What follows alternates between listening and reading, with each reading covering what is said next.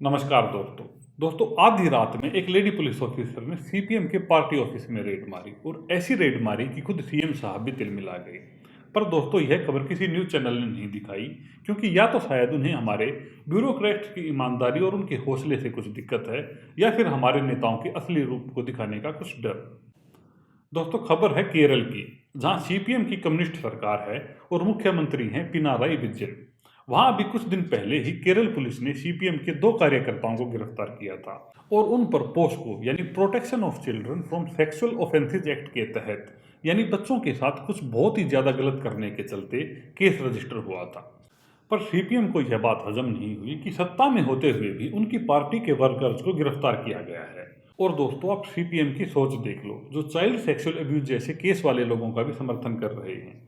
और इसी के चलते सीपीएम की यूथ विंग मानी जाने वाली डीएफवाईआई के मेंबर्स ने केरल के मेटुकड़ा में उस मेडिकल कॉलेज पुलिस स्टेशन पर पथराव कर दिया जिसमें उन 2 कार्यकर्ताओं को लाया गया था।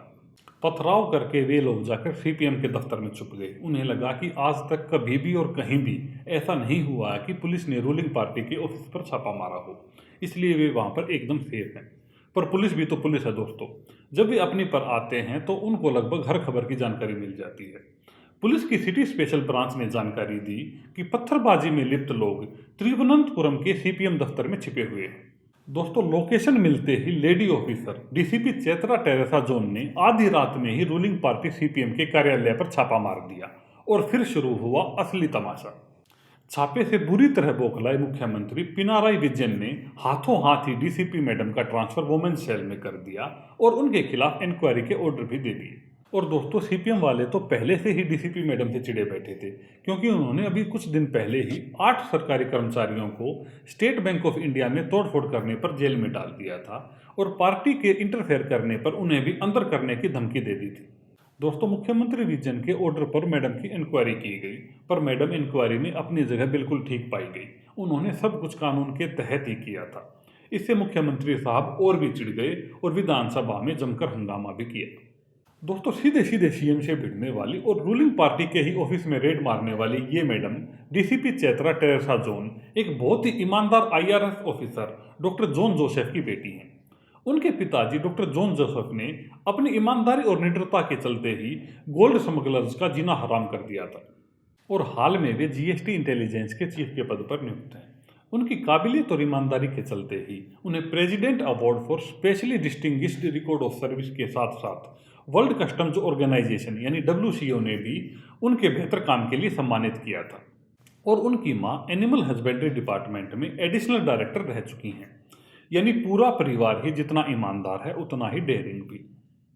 दोस्तों चाहे देश या किसी स्टेट के डेवलपमेंट की बात हो, चाहे नए कानून बनाने की बात हो, या फिर नेताओं के किए बड़े बड़े घोटालों की ही बात क्यों न हो, सबके पीछे ब्यूरोक्रेट्स यानी बड़े बड़े ऑफिसर्स का ही हाथ होता है। अगर एक ईमानदार और काबिल ब्यूरोक्रेट और एक ईमानदार और काबिल नेता आपस में मिल जाएं तो वे असंभव को भी संभव कर देते हैं। पर अगर दोनों में से एक भी चोर हो तो कॉमनवेल्थ, 2G स्कैम और कोल स्कैम जैसे कांड हो जाते हैं।